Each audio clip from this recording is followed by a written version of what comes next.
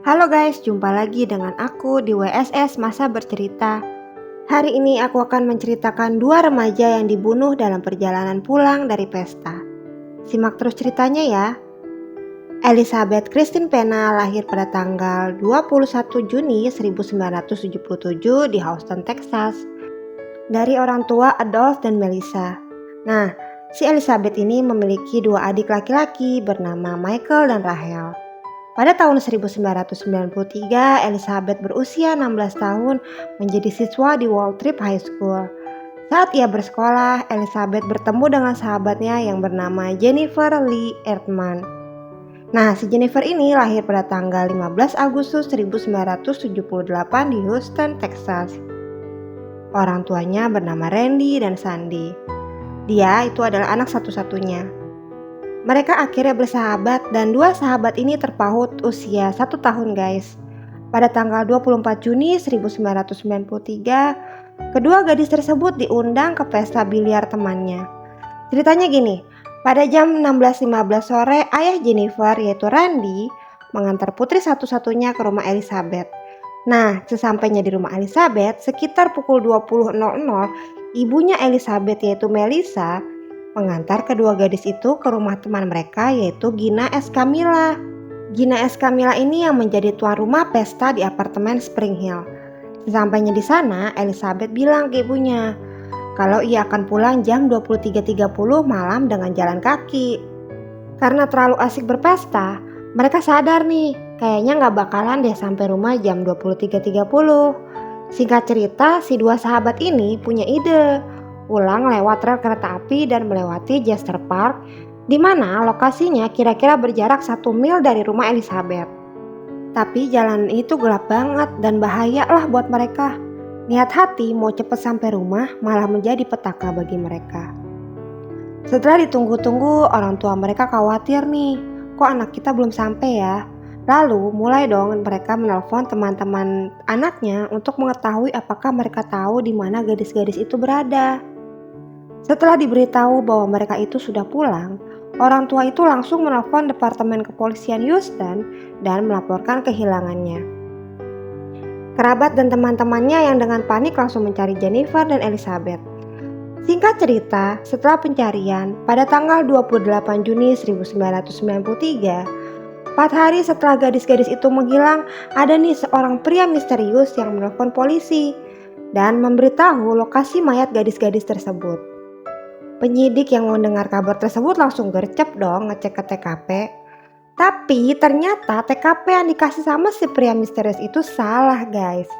Pria misterius tadi nelfon polisi lagi nih dan mengubah infonya sampai akhirnya identitasnya terungkap.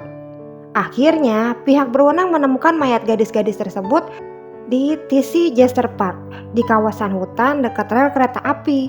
Keduanya diketemukan dalam kondisi telanjang dan membusuk cukup parah sehingga harus diidentifikasi melalui DNA gigi mereka. Kedua korban telah diserang secara seksual dan dicekik. Polisi akhirnya membeberkan identitas penelpon yang misterius tadi itu bernama Joe Cantu yang tinggal di Houston Heights. Nah, si Joe ini punya adik bernama Peter Cantu. Malam itu, pada saat kejadian hilangnya gadis-gadis tersebut, si Peter pulang ke rumah dengan teman gengnya. Nah, si gengnya Peter ini memiliki perhiasan si Jennifer dan Elizabeth. Serta mereka tertawa terbahak-bahak ketika mereka menceritakan tentang apa yang telah mereka lakukan terhadap gadis-gadis itu. Nah, istrinya Joe yang mendengar cerita Peter langsung menyuruh Joe untuk lapor polisi. Teman-teman Peter Cantu ialah Jose Ernesto Medellin yang berusia 18 tahun, saudara laki-lakinya Jose yaitu Venancio Medellin yang berusia 14 tahun, Efrain Perez 17 tahun, Derek Saint O'Brien 18 tahun, dan Raul Omar Villarreal yang berusia 17 tahun. Nah, seketika polisi langsung tiba di rumah para tersangka secara bersamaan pada tanggal 29 Juni. Peter Cantu bersama teman-temannya didakwa sebagai orang dewasa dengan pembunuhan besar-besaran. Sementara Venancio Medellin yang saat itu berusia 14 tahun dan merupakan anggota termuda dalam kelompok tersebut didakwa sebagai remaja. Jadi kronologinya gini guys, pada malam itu ketika gadis-gadis itu sedang berjalan di sepanjang jalan setapak, mereka ketemu dengan anggota geng Black and White yang dipimpin oleh Peter Cantu.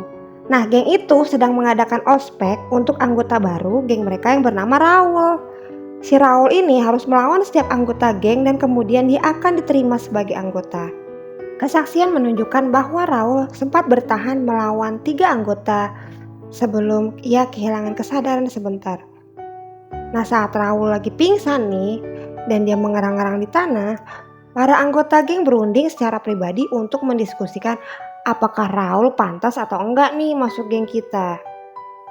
Beberapa menit kemudian pemimpin geng tersebut, si Peter Cantu, memutuskan dan mendekati Raul dan menyatakan bahwa Raul itu pantas untuk bergabung.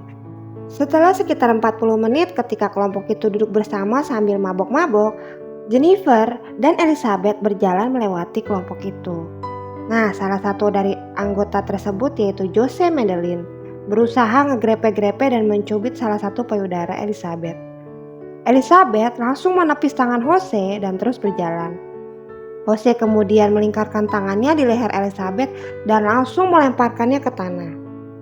Lalu ia menyeretnya ke bawah jurang berkerikil ke arah anggota geng lainnya. Elizabeth spontan langsung berteriak dan memohon bantuan. Dia kemudian dipaksa untuk melepas celana dalamnya.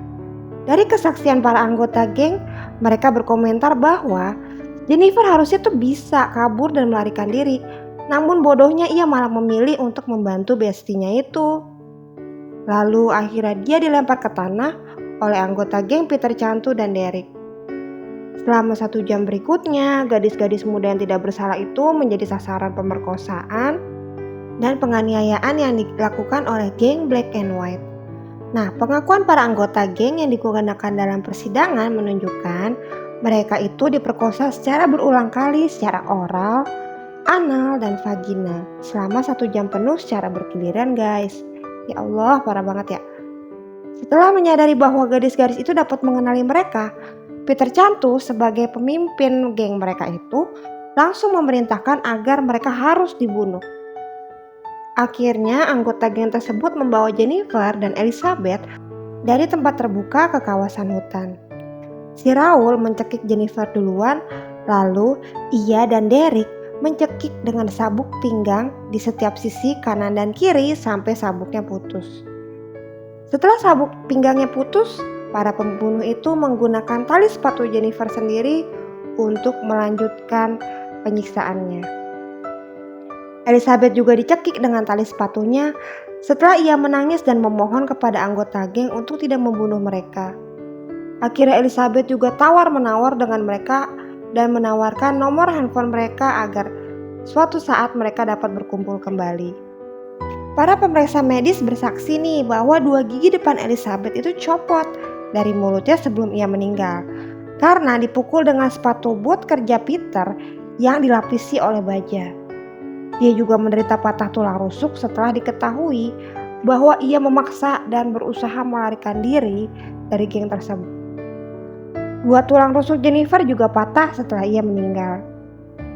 Kesaksian juga menunjukkan bahwa tubuh gadis-gadis itu sudah ditendang dan leher mereka juga diinjak setelah pencekikan untuk memastikan bahwa mereka benar-benar mati. Setelah itu mereka bergegas pergi meninggalkan mayat-mayat tersebut sampai akhirnya Peter Cantu mengajak teman-temannya ke rumah kakak laki-lakinya. Di sana, si Christina, istri dari kakak laki-lakinya, langsung menanyakan mengapa Raul berdarah-darah dan baju Efren berdarah juga. Mereka kemudian menjelaskan bahwa mereka telah memperkosa kedua gadis yang tidak mereka kenal dengan bangganya. Peter Cantu kemudian membagi barang-barang berharga yang telah ia curi dari gadis-gadis tersebut. Setelah geng tersebut pergi, Christina langsung mendesak suaminya nih, si Joe Cantu, untuk melaporin kejahatan adiknya itu ke polisi. Singkat cerita, pada persidangan terdakwa terungkap nih bahwa Elizabeth dan Jennifer berulang kali melirik ke arah satu sama lain beberapa kali, di mana Elizabeth sempat mencoba melawan penyerangnya dengan berulang kali menendang kakinya guys. Jennifer juga melawan penyerangnya dengan cara menggigit-gigit mereka. Menurut kesaksian selanjutnya, pada suatu kesempatan Elizabeth melirik ke arah teman mudanya saat dia diperkosa oleh Yvonne Perez dan mulai menangis saat mengamatinya. Setelah hakim memutuskan, akhirnya Peter Cantu bersama anggota gengnya mendapatkan hukuman mati atas perbuatannya terhadap Elizabeth dan Jennifer. Ya itulah guys, kasus pembunuhan dua remaja yang baru pulang dari pesta temannya. Terima kasih sudah menonton. Assalamualaikum.